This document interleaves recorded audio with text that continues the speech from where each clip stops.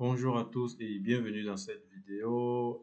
Dernièrement, je vous parlais de la situation du risque sanitaire, de la l'aide sanitaire qu'il y a actuellement entre le Cameroun et la Guinée équatoriale avec des cas suspects avec des cas confirmés parce qu'il y a eu des décès d'une maladie à potentiel épidémique qui a été découverte et dont on suspecte qu'il s'agit d'une fièvre hémorragique qui est hautement contagieuse.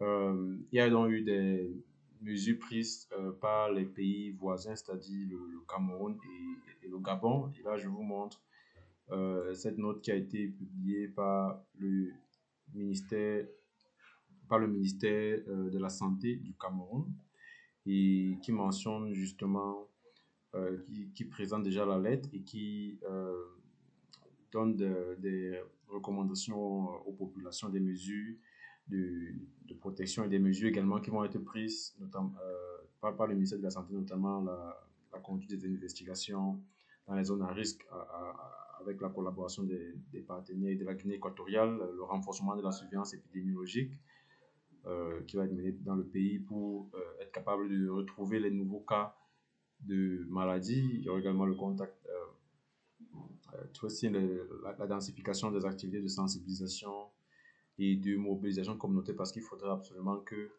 les communautés, les populations soient au courant de cette alerte-là et puissent prendre les mesures qui vont avec.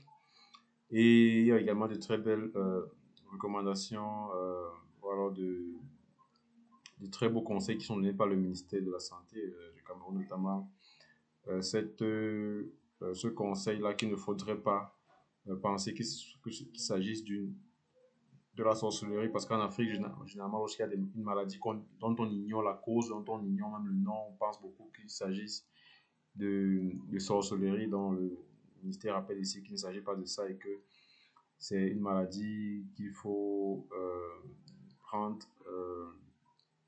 très au sérieux et adopter les mesures de, de prévention. Donc, toutes ces personnes qui ont des hémorragies, toutes ces personnes qui ont des fatigues céphalées doivent se signaler dans un centre de santé. Donc, voilà, il y a une bonne alerte qui a été menée au niveau du Cameroun, une bonne sensibilisation qui est menée par les autorités sanitaires au Cameroun.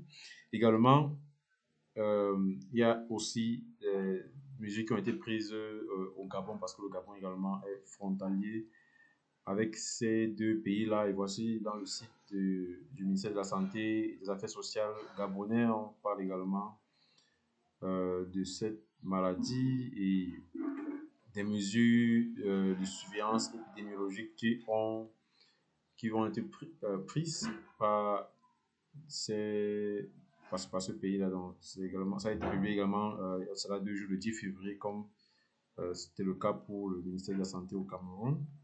Et entre autres mesures, il y aura le prélèvement systématique des voyageurs en provenance des deux pays, tous ceux qui reviennent de ces pays, du Cameroun ou bien de la Guinée équatoriale, vont se soumettre au prélèvement systématique pour savoir s'ils ont été infectés ou pas. Et on va acheminer cela au centre interdisciplinaire de recherche médicale de Franceville pour les analyses. Également, il y aura la sensibilisation qui va être menée dans les villages frontaliers sur le respect des mesures de protection contre une fièvre hémorragique. Vous savez que la fièvre hémorragique est très contagieuse. C'est la raison pour laquelle il faudrait mettre en place toutes ces mesures qui ont été faites par le docteur Guy Patrick Obiandon, le ministre de la Santé et des Affaires sociales du Gabon. Voilà, donc voilà, c'est l'update que je voulais partager avec vous, qui a été les mesures qui ont été prises par les pays frontaliers. Vous savez que lorsque une maladie à potentiel épidémique commence comme ça, il faudrait absolument suivre de très près et s'assurer que toutes les mesures de surveillance épidémiologique soient respectées pour que on n'en arrive pas à ce qu'on a vécu avec Ebola, ce qu'on a vécu avec le Covid-19, où il y a eu un certain niveau de relâchement au niveau de la préparation. Voilà, donc qu'est-ce que vous en pensez? Si vous avez des commentaires, vous pouvez les écrire en commentaire. N'oubliez pas également de vous abonner sur la chaîne YouTube en cliquant sur le bouton s'abonner. Voilà, nous on se dit à une prochaine vidéo. Je vous tiendrai informé s'il y a des évolutions, comment ça évolue dans les autres pays. Bye bye. Sentez-vous bien.